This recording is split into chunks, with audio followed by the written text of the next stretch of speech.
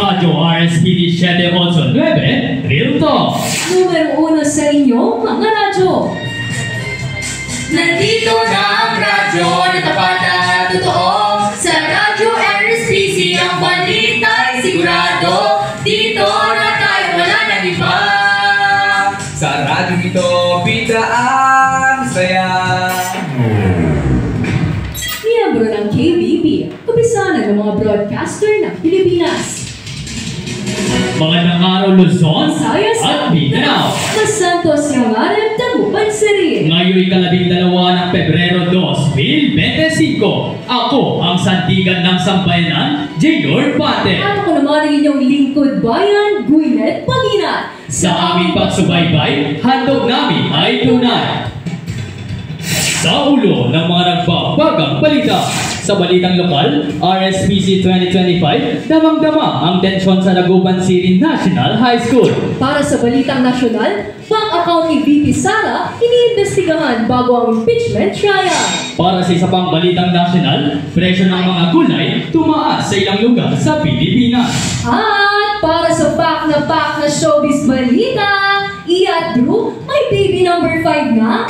Radyo RSPC 789, Real Talk.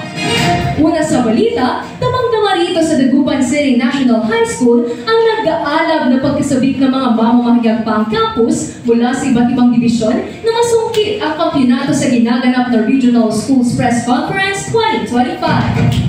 Ang layunin ng nasabing patimpala ay pagbuklo din ang media para sa pagkakaiba, pagkakapantay-pantay at integridad gamit ang pahayagang pang-campus. Gwyneth Pangina at nagbabalita.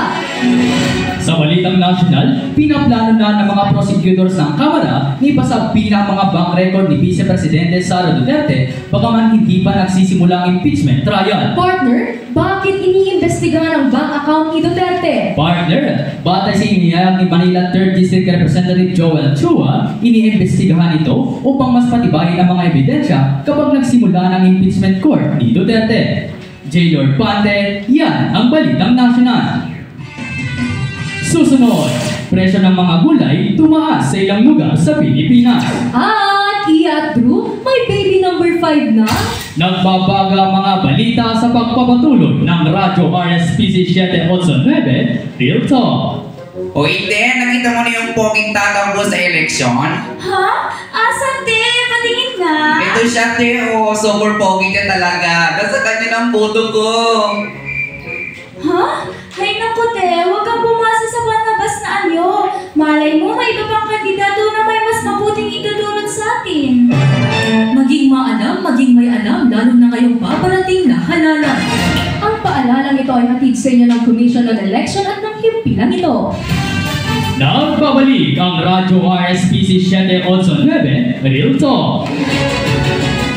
Dumako naman tayo sa isa pang balitang nasyonal. Alea?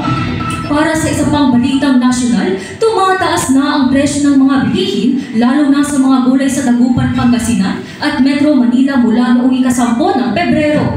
Ayon sa ulat, tumaas ang presyo ng talong, ang palaya at sitaw na nasa 60 kada kilo. Tumaas naman ang presyo ng kamatis at nasa 30 hanggang 100 kada kilo sa Maynila. Alea Pel Oriel para sa Balitang Nasyonal. Oras na para sa Chika! Chikadorang Alchea! Ano ang Chika?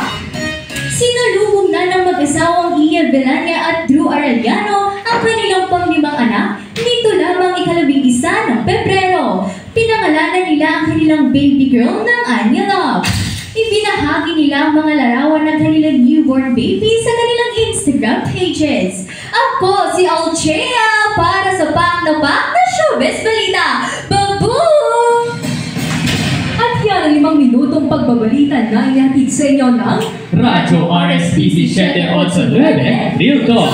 Mula sa buong persa ng Radyo RSPC 789 Real Talk at ng aming technical director na si Ulysses Soto, maraming salamat sa inyong pagtuto at walang sawang pagtitiwala. Muli, ako si J. Pate. Ako naman si Gwyneth Pangina. Nagsasabi hanggang sa muli, Dagupan City.